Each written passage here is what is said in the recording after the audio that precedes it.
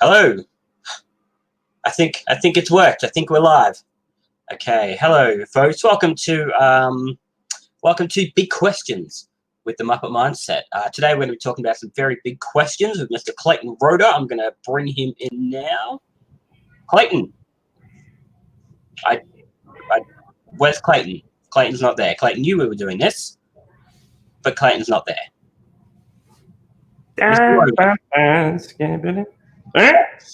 No, that's Clayton. That's not Clayton. That's Greg.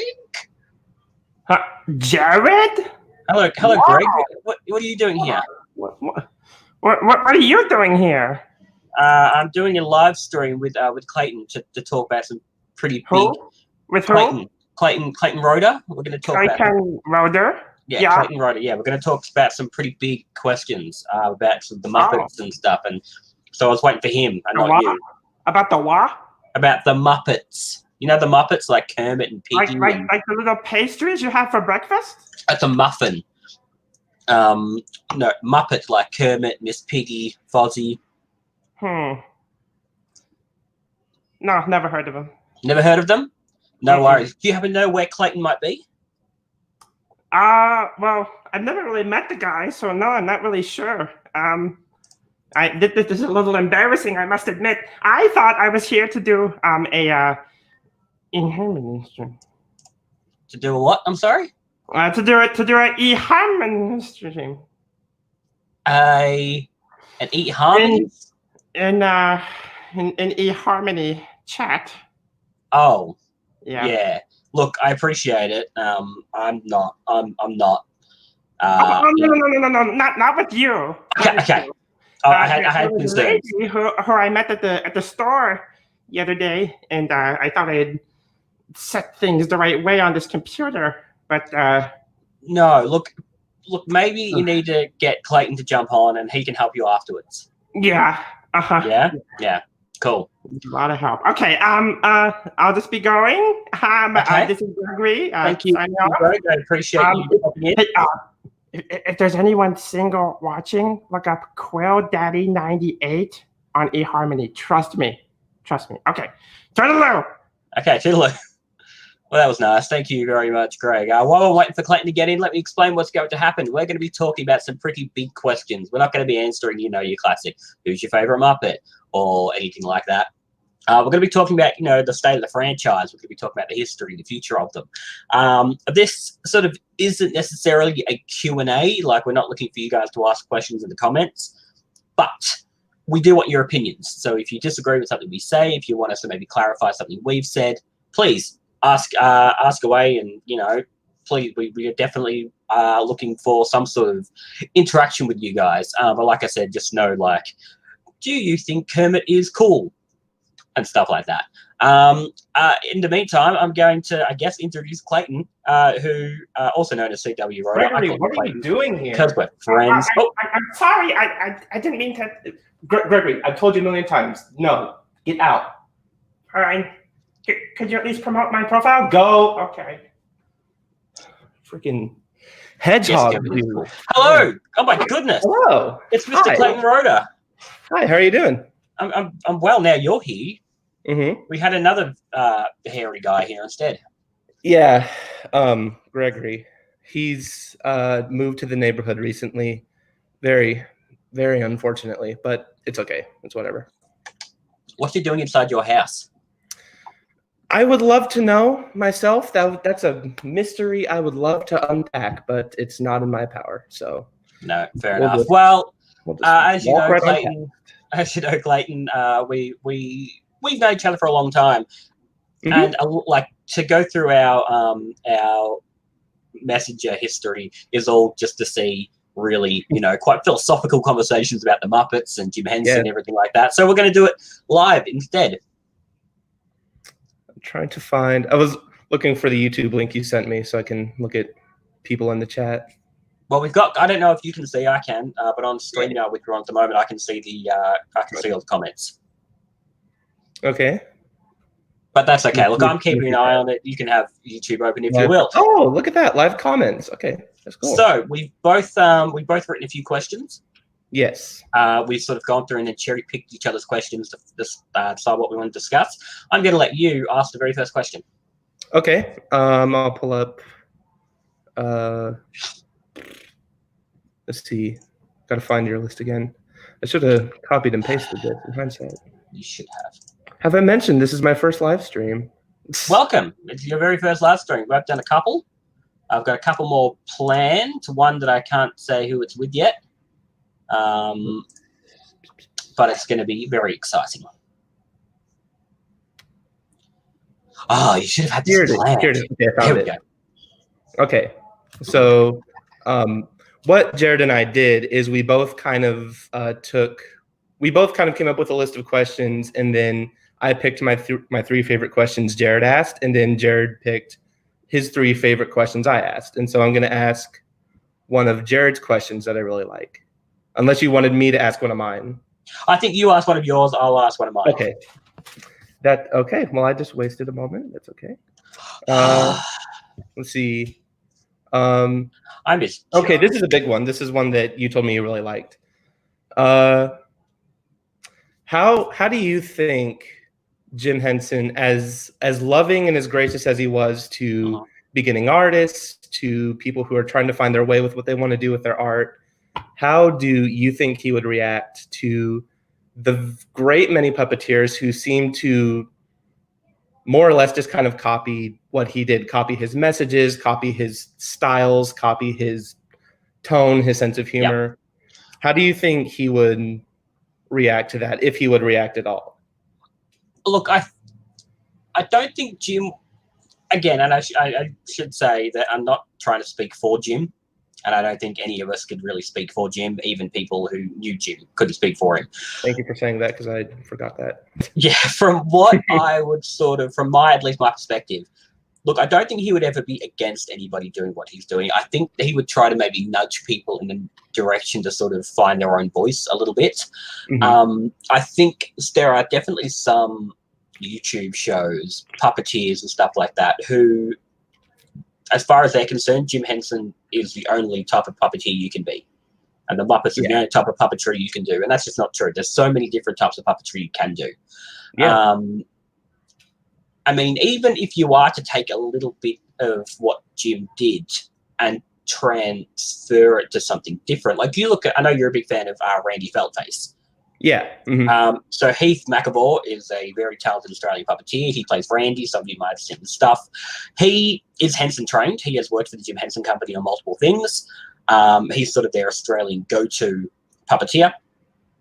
But he, with Randy, does that sort of Muppety type thing, but in a much more abstract way, almost. Like he's a lot more broad with it. He's a lot more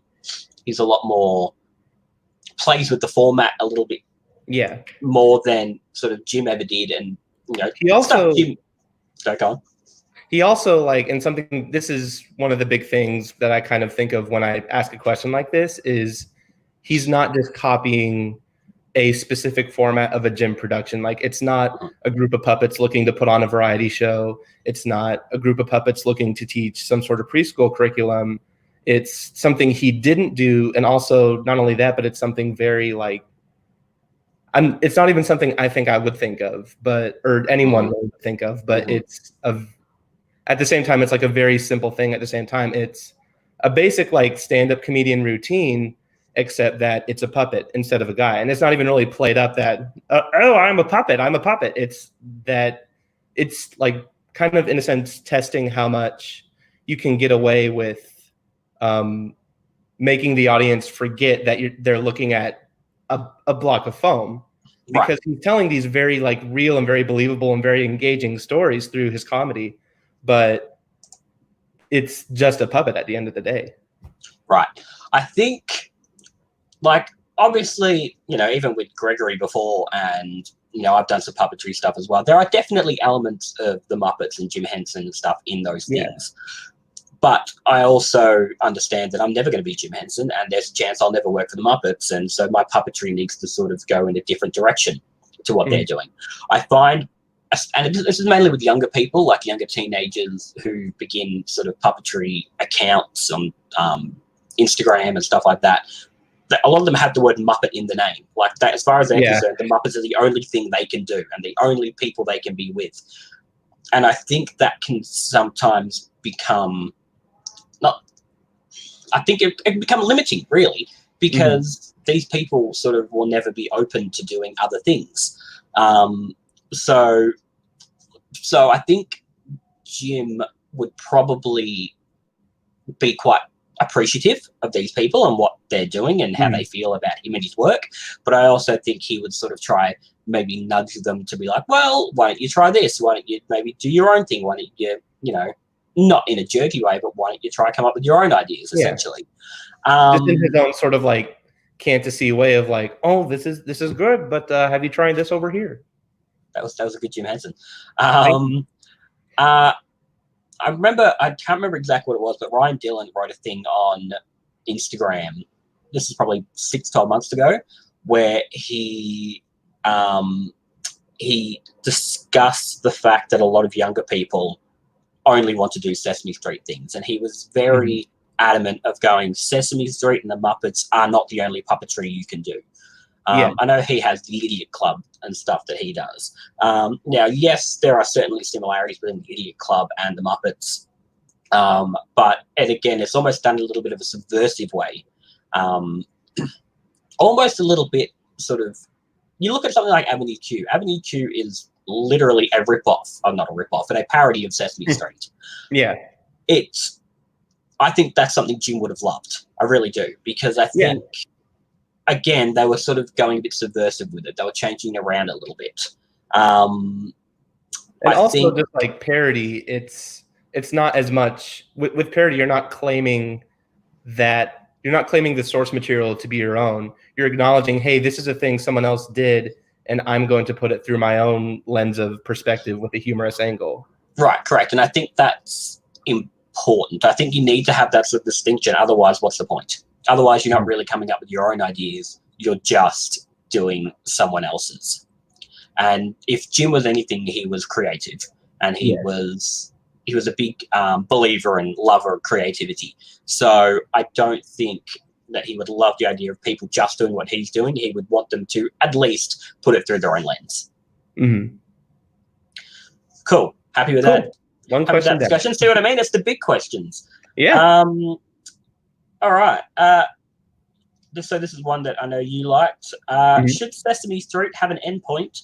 And if so, should those characters be retired afterwards?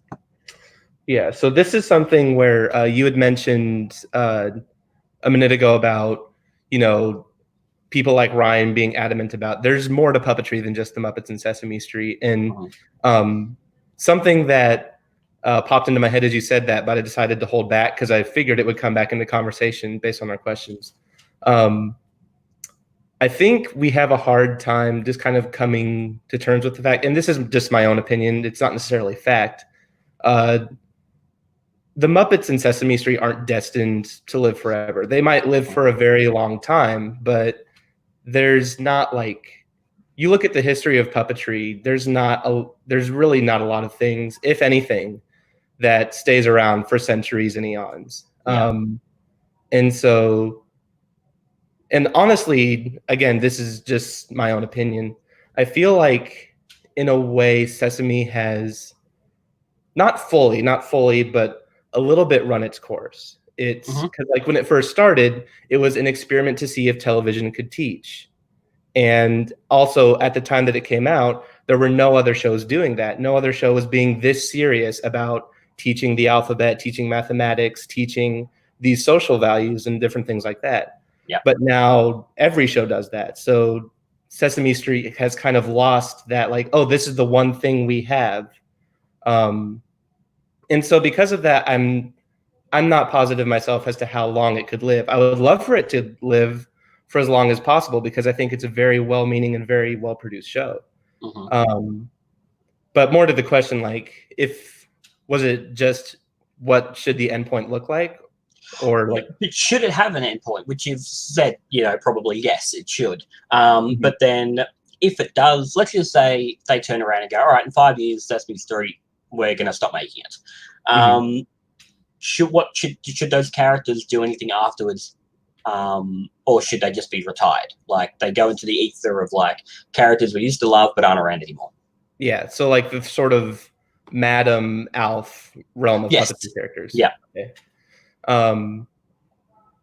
That's a hard one to say because on the one hand, they're like very endearing characters, and clearly there are people who can still do them to this day. But at the same time, it's like if you end the show, but then keep the best parts of the show still running, have you really ended the show? Right. And Right. when I think about things like Sesame or the Muppets ending, my thought process my thought process is less about, oh, I want these things to end because they're a burden on me for some reason. It's more about I want to see like new puppet things. I want to see what the next really big revolutionary puppet act is going to be. And I feel like if you were to end the show but then try to keep those characters going, it would be a little bit like trying to in some way still cling on to that in a bit. Right. I do wonder if, like, I know they're making, like, Elmo's doing, like, a late-night show. And, yes, it's going to be sort of a bit of a parody, and I don't even think it's going to air late night. I think it's going to be on the streaming service for HBO. I do wonder if that's maybe an experiment to see if these characters could do other things, if they could still be around but not necessarily on Sesame Street. Is that what you were asking? Just like, could they continue in a different format? Well, so I was thinking about this last night, but I was, I thought, well, if they just became another troupe of characters, doing things, are they really any different than the Muppets? Because literally, 90% of the performers are the same as the Muppet performers. So it becomes the case of, well, is it even worth it for the puppeteers or whatever? And then I thought, well, could there be a way that the Muppets and Sesame Street could integrate and be back together? But I just don't think after 50 years that is a viable option. So I think what could happen, and again, this is all sort of, what's the word? Not hypothesis. What's the word? It starts with H, whatever. It is all... I can't think of the word, and my mind's gone blank. I think the characters would live on. I don't think they would go away because they're such a part of pop culture and American history. And oh yeah, absolutely. I mean, these are characters that are known around the world. I think they would stick around. I think they would probably just pop up in YouTube videos, in interviews when they're, maybe talking about the history of Sesame Street. Not hyperbole. Someone's written, well, I think the word hyperbole. No, I wasn't. But I did actually think of the word hyperbole when I was trying to figure out the word I meant. That's my friend Anthony. Hey, Anthony. Hi, Anthony. I think, so I think these characters will live on. I don't think they're going anywhere fast. That said, I don't know if they're going to have the staying power that the Muppets have had. Maybe because the Muppets have sort of done so many things since their, since their main show ended back in, 1981 or whatever it was.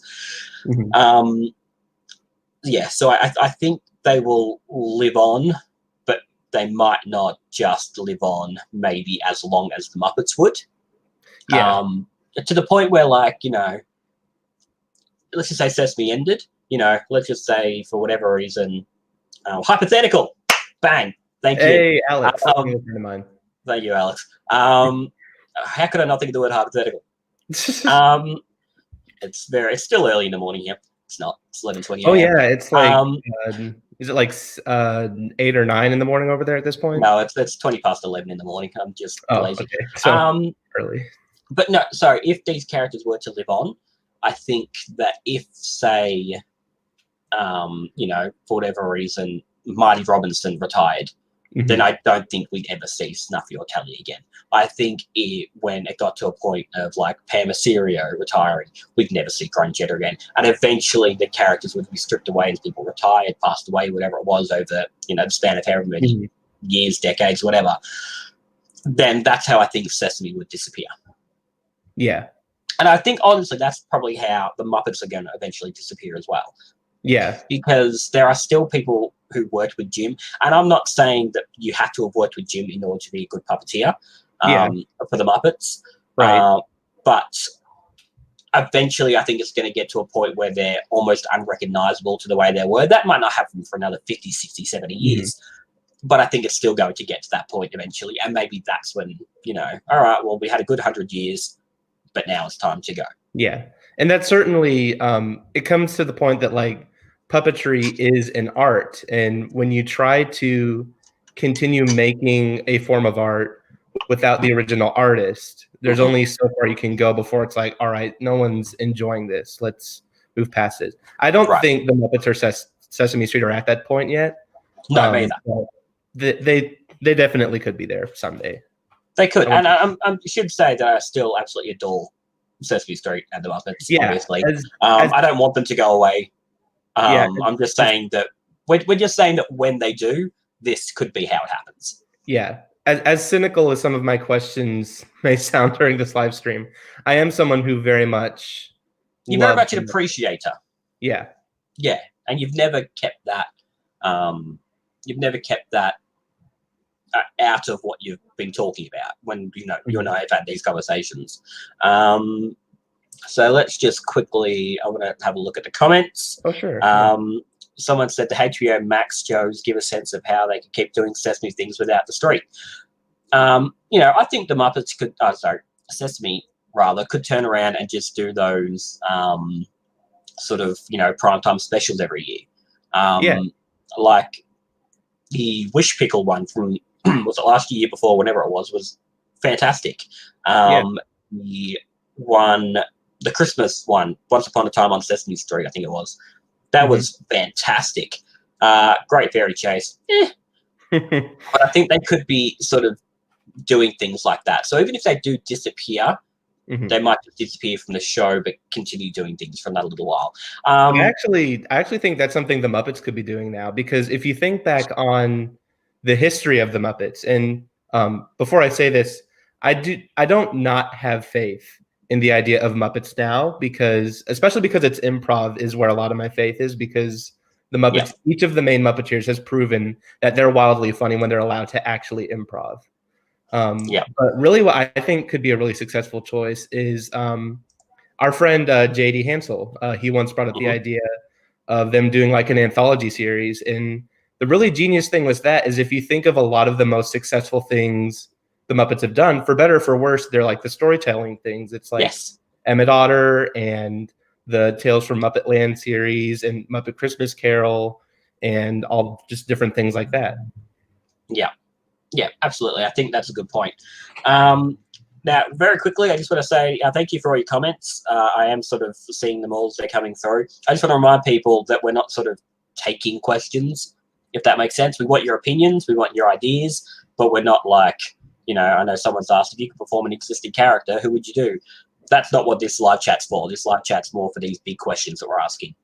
But I do appreciate the question, and we will have live streams where you can ask these questions. Well, maybe that might lead into another question I asked. Okay.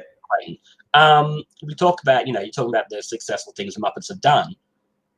In your opinion, why do you think Muppets Most Wanted fared worse than the 2011 Muppets film? I think simply put, that's a matter of what it's the difference between what the Muppets should be and what people expect the Muppets to be. Yep. And I think, my own personal opinion, I think the Muppets are supposed to be what they were in Great Muppet Caper, but everybody expects them to be exactly as they were in the Muppet movie. And the Muppet movie is a very wonderful movie, and it deserves the classic status that it has. But the one issue that I personally kind of have with it is that it started this sort of trend where the Muppets are expected to be very emotional and very heartwarming. And I think they can have those moments. Absolutely. They're all over the Muppet Show, even before the movie happened. But I think they're supposed, in my opinion, I think the Muppets are supposed to be funny first. And then if emotional moments arise, then yes, let them happen by all means. But they're always supposed to be funny first. And because Muppets Most Wanted was much more focused on being funny than on like taking risks with the emotion like Yeah. 2011 was, I think that's probably the main issue. I agree. I think, like, I like the 2011 film for what it was. It was, it reintroduced these characters to a lot of people who hadn't seen them in a long time. It made them cool for a number of years. Exactly right. But I mean, storytelling wise, that film is all over the place. The fact that the resolution to the film happens during the credits drives me insane. Yeah. Like, I really, really disliked that. There's also like a really huge plot hole that's always kind of, I didn't notice it when I first watched it, and maybe it's just because I'm someone who overthinks all the Muppet movies because I'm me. But it occurred to me upon a reviewing a few years ago, it's like, wait a minute. First off, all these characters, they sort of have better lives since they've left the Muppets. And secondly, like, you know, Piggy's working at Vogue. Gonzo is a multi-billionaire plumbing magnate. Scooter works at Google. How are none of them able to help pitch in with the $10 million? Well, it almost showed that they were better off without each other. Yeah. That's the only one who wasn't better off without them was Kermit. Yeah. And even then, it's just like he needs antidepressants and he'll be fine. Exactly right. He just needs, you know. He's a very independent frog. Someone has written, or is it? Jacob wrote, I feel like there was a director's cut of the 2011 movie that we aren't being shown. I think what we were shown was the director's cut. And I say that because from what I've heard from a couple of different people, is that the way James Bobin made these films was that he shot like 3 hours worth of movie and then started cutting it down from there. So I think the scripts are a heck of a lot longer than, you know, the actual movie we saw.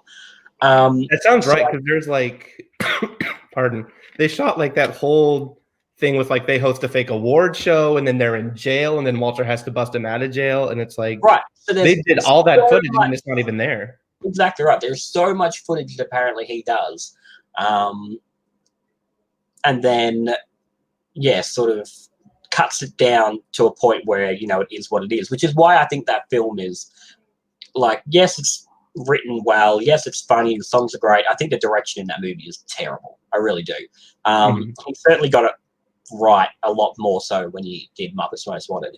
I think the Muppets also, it's the 2011 film, it relied very heavily on the humans.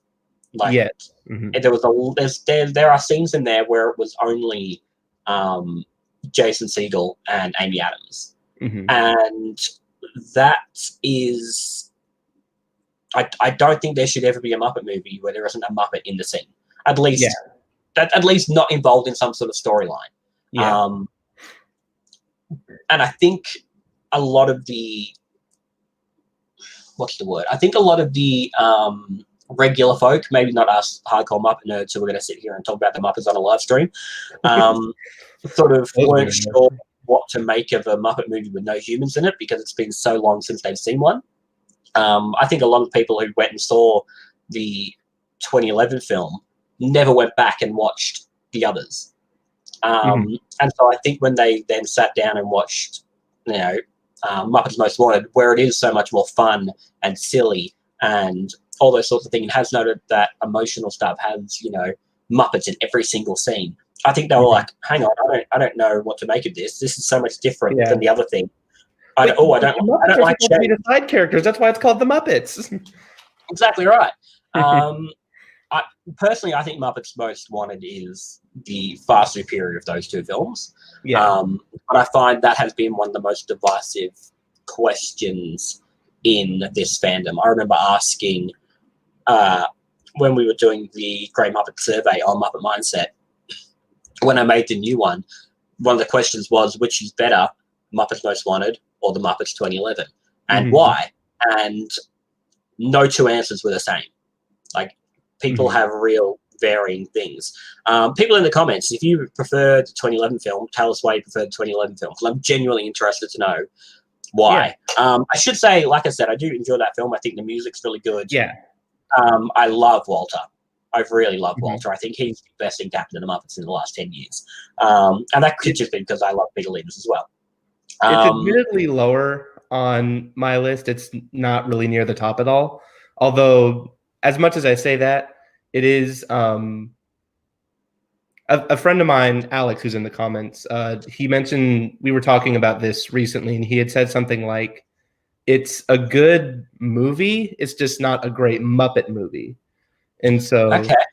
but that being said, sort of a shoot off of that, it's all the Muppet movies I think are in some way good. It's just that based on the standards of the others is where some are more praised and some aren't. So like there are things I love about the 2011 movie. I love all the Muppet Show callbacks. Mhm. I love the music, like you said. Mhm. Walter is a very like lovable, very sweet character. Yeah, but it's just like the direction things and some of the writing things that kind of pull me out. One thing that I remember when I first watched it that put me off was the fact that Sam was part of the barbershop quartet doing Nirvana. What's the song called? Smells Like Teen Spirit. Smells Like Teen Spirit. That's the one. Yeah, that was bizarre to me. I remember watching it going, but that's not something Sam would do. And like he would be in the wings going, you know, what are they doing? Like, why are they doing this to such a Why are they shooting this man on stage? Bang. Yeah, I just think critically people weren't sure what to make of it because it was so much different. I think the direction was a hell of a lot better. I'll give you that, Mr. Bowman. Mm-hmm. Yeah, but there we go. So like I said, you know, if anyone in the comments wants to tell us why they prefer one over the other, please go for it. A lot of people are saying Muppets Most Wanted has better music. I would agree with that. The fact that Something So Right wasn't nominated for an Oscar. Yeah, that's I would honestly say that's on the same level as First Time It Happens from Great Muppet Caper. Just like this very like compelling love song. I remember when I very first saw that movie, I got to see a preview screening of it. That's just a little humble brag. That I remember sitting there going, oh, I cannot wait for the Oscars next year because they're going to do this. Like Piggy's going to be there. They're going to get Celine Dion. All the characters are going to be on stage. You know, you're going to see Link Hogthrob on stage at the Oscars. And then when it didn't get nominated, I was heartbroken. But and then Man of Muppet does, and it's not even a song by Muppets. It's by humans. It's by humans. But even then, they didn't get to sing it at the Oscars. There were two things that year, two nominees, one from Muppets Most Wanted, one from the Muppets, one from Rio, and they didn't get to perform either of them. Very high bar, one from Rio. Yeah. Eminem got to sing Lose Yourself this year at the Oscars. But because he didn't get to sing it like 18 years ago. And no word of a lie, people in my Twitter feed were going, well, why can't the Muppets come back and sing Man on Muppet? They didn't get to do theirs either. That's and I was like, good point. Darn right. Anyway, there we go. I'm going to let you ask the next one. Okay. Trying to remember which one you said you liked. Let's see.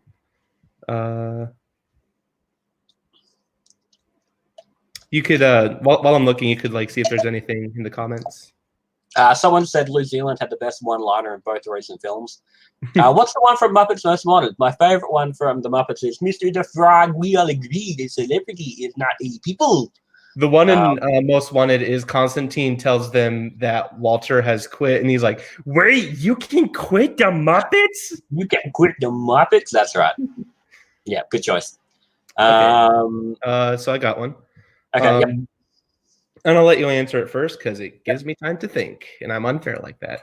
So I feel like, for better for worse, definitely not intentionally, the Muppets have, and really just Jim Henson stuff in general, the Muppets, Sesame, Fraggle Rock. As far as the puppets go, it's kind of been a boys' club. We've definitely had a lot of great female Muppeteers, but I feel like it's much more inclined to the men. So who in your mind has been a highly influential female in the history of Jim Henson's work? And the one stipulation I'll put on this is that it's too easy to say Jane Henson. So I'm excluding I wasn't going to say Jane Henson. because she was so obvious. Yeah, the mother of the Muppets. Yeah, the mother of the Muppets, Jane Henson. I was going to say Fran Brill.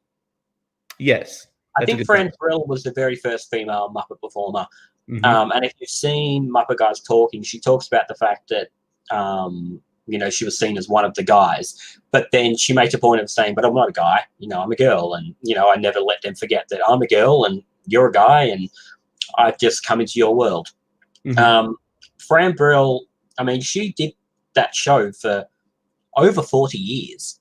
Yeah. Like, she was one of the constants. Like, she started in, 1970, and she ended... I think it would probably now would have been more than 40 years. I think it was like 2014, maybe, around that time. So we'll say 40, over 40 years. Yeah. She was the first. She inspired a lot of people, I think. She inspired a lot of the younger female Muppet performers. I think the fact that she went... I think the fact that she showed that, women are just as good as men in this field when, besides Jane, there had only really been male Muppet performers, even doing female characters. Even someone like Caminella Grindelwald was done by Jerry Jewell. So once she showed that was possible, that women were just as good as men as this, I think they did a lot better job bringing females in. Then you had, obviously, Louise Gold, Karen Prowl, Kathy Mullen. What was her name? First season, Erin Oscar, I want to say. Yeah, from the Muppet Show. Yeah, from the Muppet Show. So I think she doesn't probably get the recognition she deserves in this Muppet world. And that, she left. I don't know where she is these days, if she's even still alive. She, I think... very influential as well because she was also one of the first. But then I think Sesame does a much better job of that whole female Muppet performer thing. Yeah. Because how many female, even just female Muppet characters? There's Camilla, Janice, and Yolanda, and then who else? Yeah, Piggy, voiced by a man. Janice, voiced by a man. Camilla, voiced by a man. Yolanda's the only one in that list who was actually performed by a woman. Sorry, someone's just told me Erin died in 1993. So someone here has written Julianne Buscher should be one of the main performers. I completely agree with that. I think her Yolanda in The Muppets was one of the best parts of that show. I think... And the thing is, the Muppets have a lot of female performers around. Yeah. So I think they could be bringing more females into this world. I think, I remember I went to the set of the Muppets back in 2015. And Karen Prowl was on set doing stuff, just doing background. Oh, wait, really? Yeah. I never heard about that. Yeah, I don't know whether or not she was a regular or she just popped up for a couple of days to help out. Obviously, Julianne Buscher was there. Colleen Smith was there. I'm trying to think. There were a couple of others who whose faces I recognise, but maybe don't know their names. They have these opportunities. I think they should be finding ways to introduce new female characters in. And I understand that it is a very big ensemble already, character-wise. Yeah. But I still think bringing in new, maybe female characters could bring a lot of dynamics. Well, you can start to have, maybe bring in another conservative female bird who Sam can have a crush on, rather than it being Janice, because that just never sat right with me. I hated that. Not only that, but how open he was with it. Because Sam would not admit something like that. He would try in all of his might to deny those feelings, despite obviously having them. Right. Someone said maybe they could make Summer Penguin an official Muppet. 100%. 100%. I am wearing a Muppet Babies t-shirt right now. Peeling will just ignore that. But look, Summer Penguin, she's great. But where's Potato? And I know that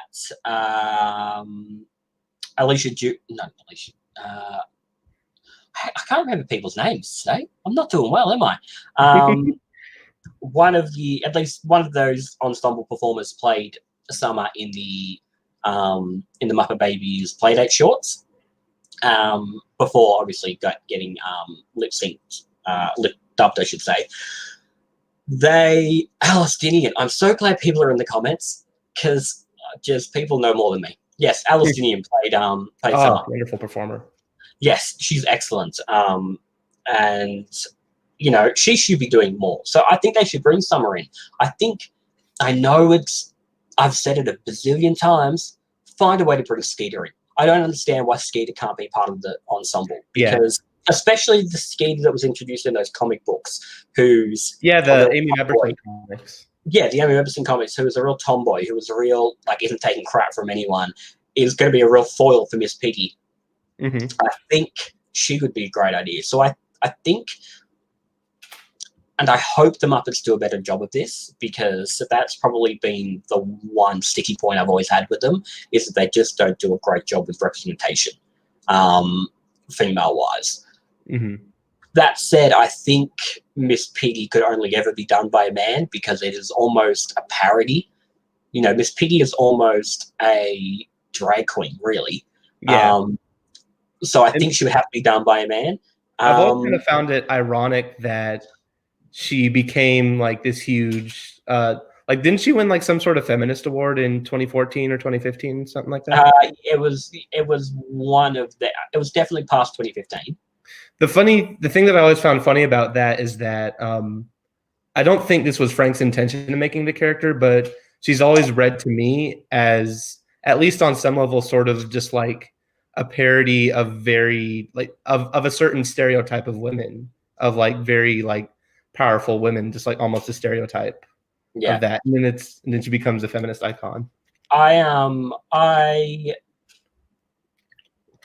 wrote an article. I remember when Miss Piggy won that award. I wrote an article talking about why Eric Jacobson and Frank Oz should be seen as feminists as well and should be winning this award alongside her. Mm-hmm. And I was so panicked about that article and that it was tone deaf. I sent that article to about 10 different women. To say, is this tone deaf? Am I, I don't know what it's like to be a female. I don't know what it's like to have that sort of oppression that it was a wise choice of you to. Yeah, I said 10 different women, and I only had one person go, didn't love it. And I was like, you know what? I like those odds. And someone's written here, Miss Piggy is like Edna Turnblad. It can be woman, but loses a lot in translation. I think that's a good comparison. Obviously from Hairspray. So someone said reclassed Hilda. I agree. Anthony. I remember someone said Frank played Piggy as a man while Eric actually made her a woman. It might have been me. It wasn't me who ever said that. Yeah. Okay, maybe. I don't know. But that's what I like about these comments. People are having lots of different opinions. I appreciate that. Mm-hmm. Shall we move on? Sure. Want to do your other question now? Yes. Okay, well, this talks again about Mr. Frank Oz. Frank has been particularly vocal about his displeasure at recent Muppet projects. Do you think that's ultimately harmful to the franchise, or do you think it's a necessary message? I definitely err more on the side of a necessary message, in the sense that I feel like this is hard to say because it's kind of going at a company that I have no authority over. Mm-hmm. But I feel like not just with the Muppets, but with a lot of companies, Disney is very good at taking what people expect franchises to be, and then that's what they sort of morph it into. Yeah. And so that's why there are very distinct differences between the original Star Wars and Disney's Star Wars, and the older Marvel stuff and the new Marvel stuff. And sometimes that's for the better in the case of the Marvel stuff. Mm-hmm. But the thing with that is, when you take that approach, you risk losing certain key factors that make a franchise or a series or characters what they were. Yeah. And because Disney wants to do that, I feel and This is, well, I'll get to that in a second.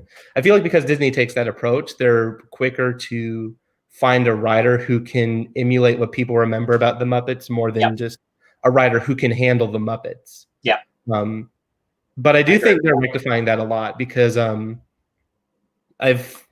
because again, if Muppets Now is what it's being promoted as, and it is an improv show where there is no script, they're just sort of given a premise and they run with it, then I think they're starting to listen to people like Frank and like the tons of Muppet fans on Twitter who, like me, who keep saying, let the performers have say in who the characters are and what they do and what they don't do.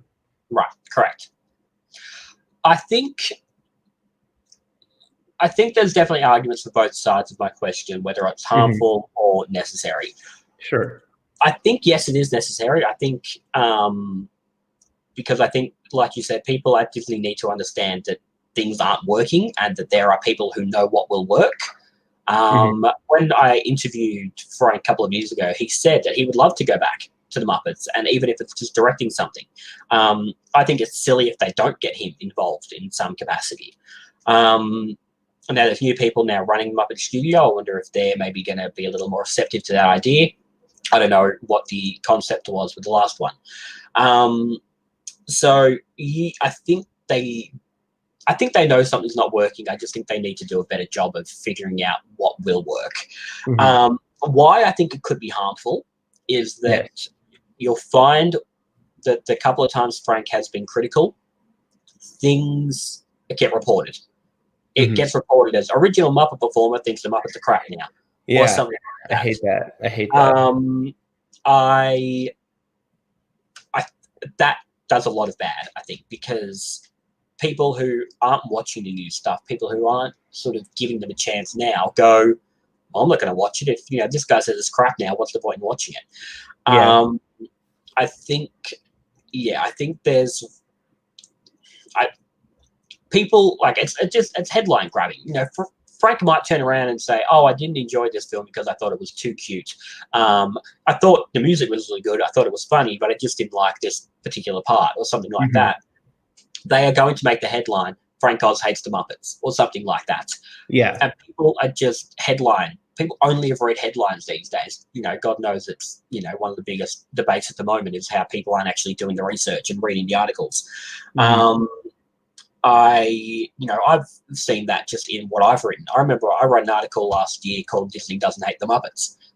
And if you actually read the article, you would know where I was coming from and what my standpoint was. But people didn't read the article. They read the headline and attacked me because of that. Right.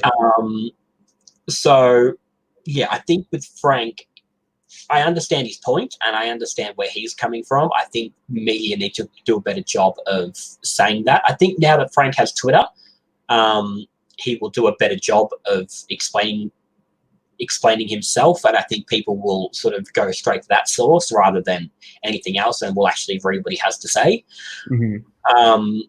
But yeah, I don't know. People are saying, I hate when Frank says the Muppets are too cute now, yet he was the one who introduced the movie that directed the movie that introduced Muppet Babies. I mean, that was actually Jim's idea, and he's just sort of like convinced Frank to push it in. Yeah, but and I get their point. Yeah, and I mean, I understand that people find the Muppet Babies cute. Even the new show, I would argue there are many words to describe it. Cute isn't one of them. It's subversive, it's funny, it's fresh. I would never put the word cute in. Yes, the characters themselves look cute, but there is nothing cutesy about what they're doing. I think it also depends on your definition of cute. Are you using it in the sense to describe because appearance-wise, or my personal definition of cute is there's not a lot to it, but at least it's kind of funny or sweet to look at.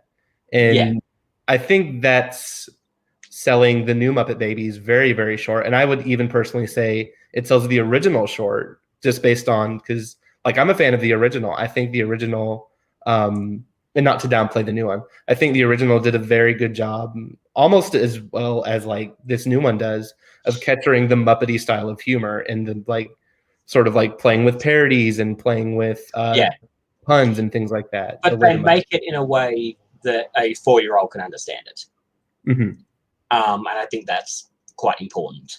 I know the guys who are making Muppet Babies, especially Matt Danner, is really keen on making this show as good as it can be and as Muppety as it can be.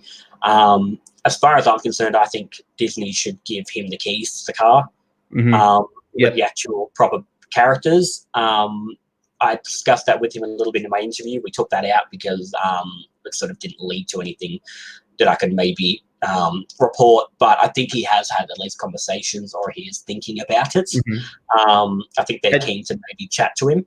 I don't think he said this specifically, but I think he alluded to this in that interview you had, where he had brought up how Disney, they did Mickey Mouse Clubhouse, and at the time there were critics of Mickey Mouse Clubhouse who said, oh, they've made Mickey Mouse too cute now, they've made him kidsy, he's not, Mickey Mouse is ruined.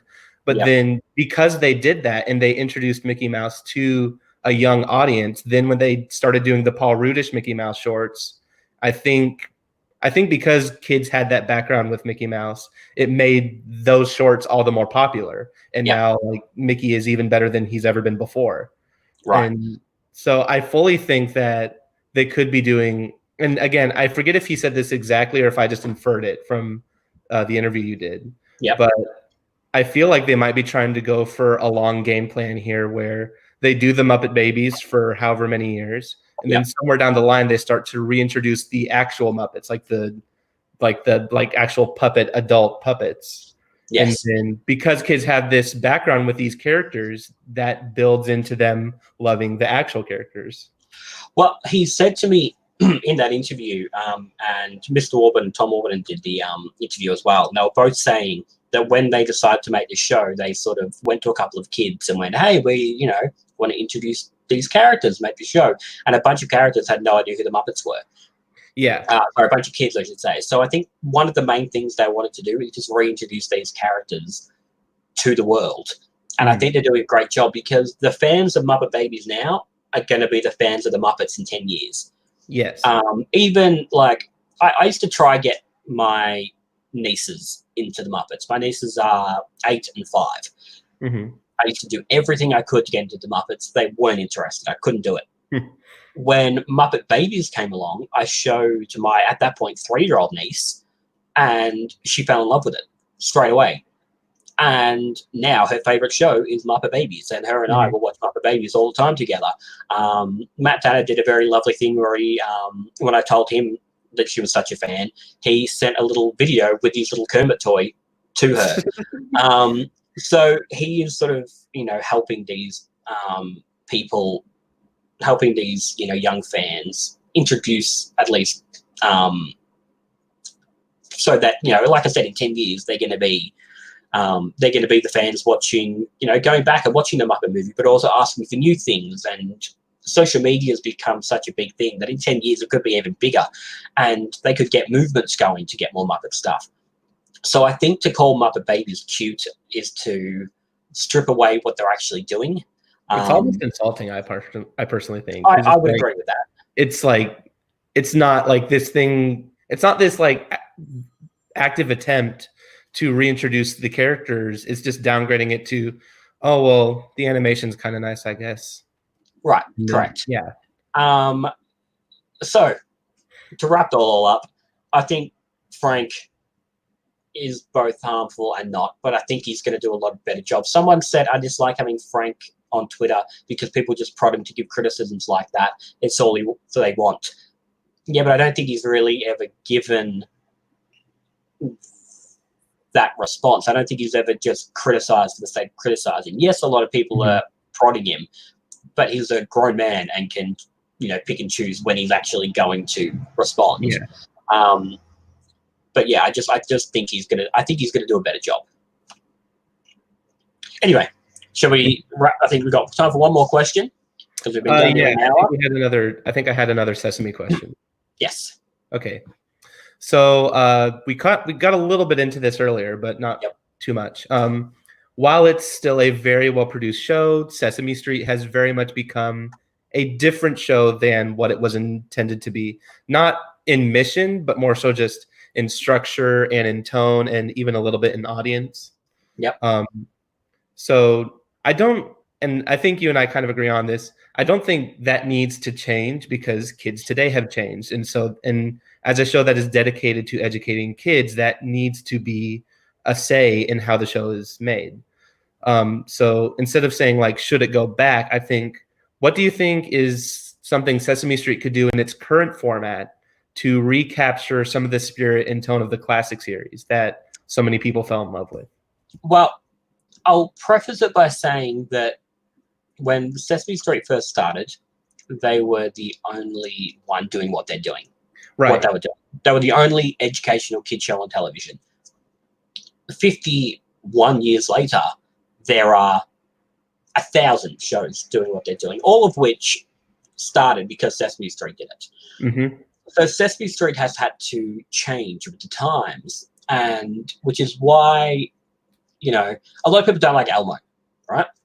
Elmo was a very necessary thing because Sesame Street was this close to having to shut its doors when Tickle Me Elmo came out and blew up the world. Like, I don't even know if you were born when that happens. That was sort of 1995, 1996. Mm-hmm. I remember that. I was about 6 or 7, and I remember the Tickle Me Elmo craze. It was massive all around the world. And so all of a sudden, Elmo became what Elmo sells merchandise. And because Sesame Street is a non-for-profit, they were going off these sales. They had to have these sales in order to make any money. And so that's why Elmo became such a big thing. And that's why I think Abby became such a big thing, because all of a sudden young girls were watching Abby and buying Abby products. And that's why it sort of became the Elmo Abby show. Even Cookie Monster, since he sort of, David Rodman took over and Cookie Monster was on set a lot. It was on the show a lot more because, you know, Dave Rodman was always around. That's why Cookie Monster has become such a big thing. And I also think David does a great job with Cookie Monster. Yes. I think, though, the show, I understand the show has had to evolve. The show has had to go from, you know, that real gritty, you know, sort of backstreet New York setting that it was when it first started. Now I find it's a bit too bright. Yes. I think like that. I don't like the big flashy Hoopers store sign, things like that. I'm fine with the sign. My thing with I feel the same about the set. It doesn't feel like a real street, and I think that's part of the thing about Sesame Street is it's supposed to feel like a real place so that the kids connect to the characters quicker. Yeah. And it just looks, again, this is another thing I was talking to one of my friends about the other day. When I look at the set from season 1 up to, I'd say, around season 40 or so, it looks like a real street. Granted, it did get a little more colorful around season 40, but it still looks like a real street. But when I look at the current set, it's so like loud that it's like a headache to my eyes trying to watch the show at times. It almost like Sesame Street was its own character for 40 years, and now it's just become the setting. And I think that is an issue. I think they maybe need to tone it back a little bit, sort of color-wise. I understand that, you know, like I said, they're a non-for-profit, so they weren't making any money. I think they're still non-for-profit, but HBO now gives them a little bit of money. So I think they turn around and went, oh my God, we have all this money, you know, bleh, and then sort of vomited all over the set. Yeah. I think, and I also think their moving to HBO was necessary. Again, they didn't have much money at the time. I think they were pretty close to having to shut their doors again, and HBO helped them out, which is why they moved to HBO. A lot of people think it was just for money. Yeah, it was just for money. Otherwise, but for very important reasons. For very important reasons. But again, people don't do the research. They just see the headlines. And it's because of HBO doing this that Sesame is able to give PBS and its affiliates Sesame Street for free. Like, PBS do not pay to show Sesame Street to you. It just happens to be 9 months later. I don't think that 9 months is an issue myself. You know, it's not like Sesame Street's an up-to-date show. You know, it'd be different if you were seeing, you know, John Oliver, you know, 9 months later, because nothing would make sense anymore.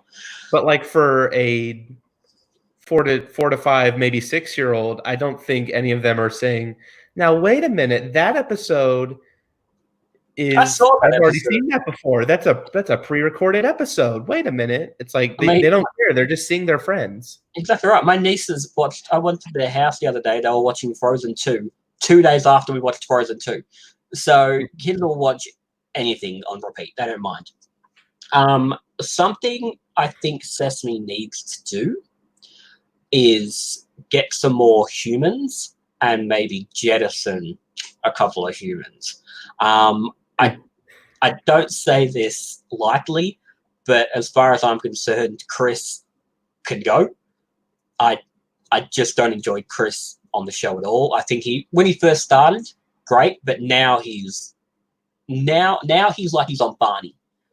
Yeah. Remember when the kids were on Barney and they were real, oh gee, oh Yeah. Barney and stuff, and it was just like dull to 11. Like you look back and can you imagine someone like Olivia and someone like Chris in a scene together? It would be two completely conflicting things. He's such an overactor, and she, was quite, serious and took the whole thing seriously. I think that would do a lot of good for them. I think if they sort of recast a couple of things. Alan does a great job. I think Suki Lopez, given the right circumstances, does a good job. I think sometimes she can, maybe dial it up to 11 a little bit, but I actually think she's quite good. Yeah. It's just Chris. I can't get into Chris. And also, like what you mentioned about the quantity of the humans, I've never read this anywhere, but from my own understanding of how Sesame Street has worked over the years, the humans were meant to be, the Muppets were meant to be the characters who would have a misunderstanding about whatever the given lesson or topic is, and then they would have their goofy escapades with their own understanding. And then the adults are the ones who step in and say, well, no, this is how things actually are. And they provide like a nurturing, caring, but also very realistic explanation of how the way the world works and how things are. And I feel like we're starting to lose that and I think that's an essential thing, because a kid can't go to a Muppet when they're having problems with their parents, when they're having problems at school, when they're having problems with understanding themselves.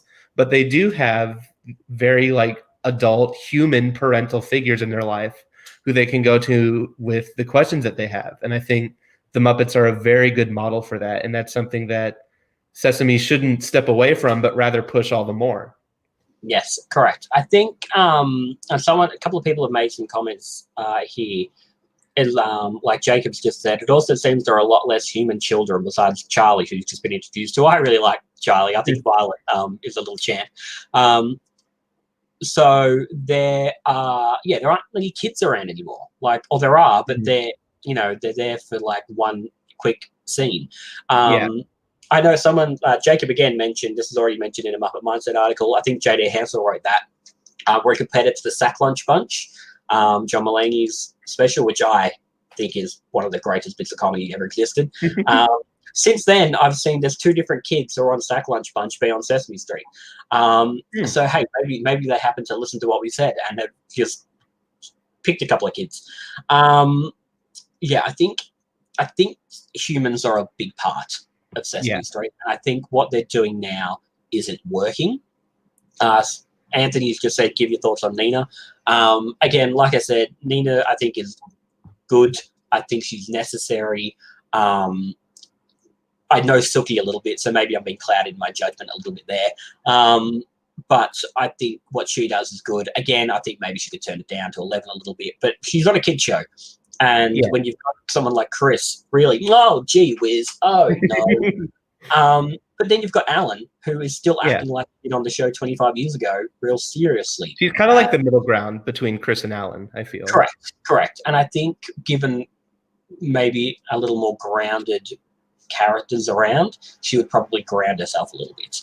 I also think that, I don't think the humans can be a little over dramatic or crazy, because if you watch the old show, David used to be that way and it was freaking funny. But I think it's just because Chris is usually he's the only adult, maybe one other in the episodes he's in. And so then it's just kind of why is this human acting like one of the puppets? Yeah, I think I know Tough Pigs did an article when they were doing their Sesame reviews.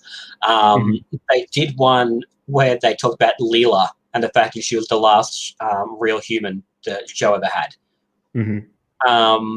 And I completely agree. Like, I've gone back and watched a couple of things recently that had Leela in it, and I'm like, oh, okay, yeah, that's what a human on Sesame Street is meant to be like. She has a very Maria feel to her. She does have a very Maria feel. I think I would love to see her back. When I watched the 50th, the big celebration primetime special, I remember when they all break special, when they all walked in, those human characters, I just sort of went, like, almost that sense of relief of, oh, they're back. Okay, we're going to be okay.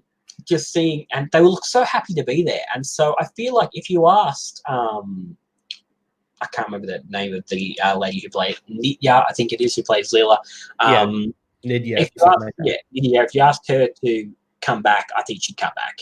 Even just, okay, these characters don't have to be around in every scene of every episode. Just have them come back one or two episodes a season. Have them be around, I think would do a much better job of grounding that show a little bit and making it seem less bright and things are happening. Bang, bang, bang, bang. And sort of a wrap up of my own point to that question, I think that the show has just, and while I understand it, like what you brought up about having to make money and sell stuff, while that's important, I feel that the show has kind of become something that it wasn't supposed to be. Not just something different, but something that it wasn't supposed to be, in the sense that when you hear people like Carol and John Stone, when they used to talk about the show, they would mention how it's not supposed to be this very sweet, very cuddly show. It was meant to be like I think you used the word gritty earlier, sort of just like this very gritty, very real show that also happened to be a good educational source for young children. And now it feels like it's coming into that. I don't think it's at the point where it's talking down to kids necessarily, but it's in that same neighborhood of very bright colors, very like, oh golly, actors and that kind of stuff. Yeah, and I hope that doesn't continue. Someone said the problem isn't really not enough humans, it's having too many characters for the kids to remember. Well, they sort of stripped a lot of characters back. It's why you don't see a lot of Baby Bear and Tally and stuff anymore. I don't know if it's true, but I heard a rumor that Tally isn't on much anymore because they almost felt like they were making light of anxiety or something like that, which I don't think. I'd heard something similar, that like the people in research are worried that because Telly is anxious, it's going to make kids anxious. And I don't think that's personally. I don't think that's the thing. I remember. I think Telly's too over the top for kids to take it seriously, because I think he's at a certain level of over the top where even a kid can tell, okay, this is meant to be silly, this is meant to be funny. Kids aren't stupid. Exactly right. I remember someone saying, Frank Oz talking about something once where someone had said to him, oh, Cookie Monster doesn't speak properly, so kids are going to learn, that they, aren't going to learn their speech patterns properly. And he turned around and went, kids aren't growing up saying, me want to be lawyer. He goes, that's not the way it works. And I sort of feel the same with Tally, in that he is heightened just enough that kids understand that it's not that it's not going to make kids anxious. I understand why they've had to do that. Some characters, like Don Music, hit his head against a piano. I understand why they have to stop doing that. You can't really argue kids crushing their skull. Yeah. So yeah, anything else you have to say about Sesame before we wrap this thing up? We've been going again, emphasizing that like I am someone who adores Sesame, and like given the opportunity would sell my last radish to work on Sesame. These are just like, areas where it's me in that passion for the show saying I wish that it could be as strong as possible while it is still very strong. Yeah. You've cut out. I have? Oh no, you're fine. You know what happened? I quickly clicked away, and then I clicked the YouTube and I've had that muted. Fine, that's weird. Ooh, No, you're fine. Okay. spooky. So look, that's it. I think we can wrap this up now. Thank you very much, Mr. Clayton Roederer. Indeed. You are a fantastic artist. Thank you. And I want to show a couple of little things now just to sort of give you a bit of a promo because I appreciate you coming to do this. So yes, thank you very much. Here we go. I think this is going to work. There we go. Oh, it's the Mario piece I did. So I just am going to quickly look on YouTube to make sure this has worked. Yes, it worked. Okay, there we go. There we go. So this is a piece you've done that I really, really like. Thank you. Like I said, you do a good job, I think, of picking, making the characters recognizable, but also changing them enough to have your own style. Like, not just a carbon copy. Like, anyone can draw Mario, but you've sort of got that dynamic in your own style to it, which I really like. Thank you. Another one here, we have Cookie and Gonga. I realize that I may have stuffed something up with this one. If you look here, you can see the... when I made this, I accidentally stuffed this picture up at one point. I accidentally put in some fills that weren't meant to be there. And I think these oranges on Gonga were my fault, not yours. But again... Oh, no, those were mine. Those are you? Okay. Because, like, if you look closely at his beard, I use photo references. Okay. If you look closely, he has like little strips of orange throughout. Okay, because I know I accidentally made Cookie a little bit orange as well when I was doing this. But again, fantastic artwork. Elmo and Big Bird, this was part of your, was it Inktober last year? You did all Big Bird pictures? No, this was actually someone just commissioned me, said like, hey, for the 50th, could you draw me a picture of Elmo and Big Bird? And that's what we came up with. Lovely. Here's all these characters that you wouldn't expect anyone to ever draw. Obviously, that's one of the most challenging commissions I've ever had. Was Tough Pigs, shameless plug. They did an article for me about. Don't you plug them? No, I'm joking. Oh, I've misspoken. They did an article for me maybe like a year ago, I think, something like that, and then. A few months later, someone just emailed me saying, how much would you charge to draw the entire Muppet Show audience from season 1? And so I gave them the price, not thinking they would go for it because it was kind of a big price. And they said, okay, I'll send that to you right away. And I was like, okay. And so here it is. Lovely. There's another Big Bird. That was for for Carol's passing.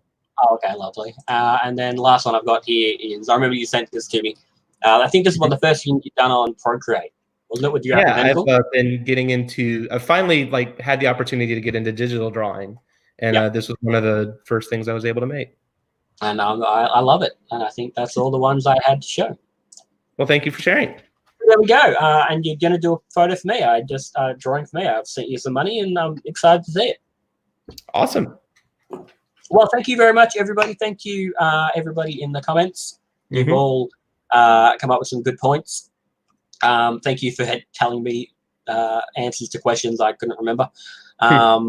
So you will be able to keep watching this. I'm going to keep this up on the Muppet Mindset YouTube page. I might also chuck it on the website tonight. So, come back, watch it. Give us any points you've got in, Twitter comments and Facebook comments and stuff like that. I've got a couple of live streams that I'm hopefully going to do next week. One of them with JD Hansel for a Muppet Hub. Second one with someone who I'm not going to announce yet because it isn't confirmed. Clayton. I've also reached out to someone else who I'm 99% sure is going to say no or just never respond. But if I could get them, it would be huge.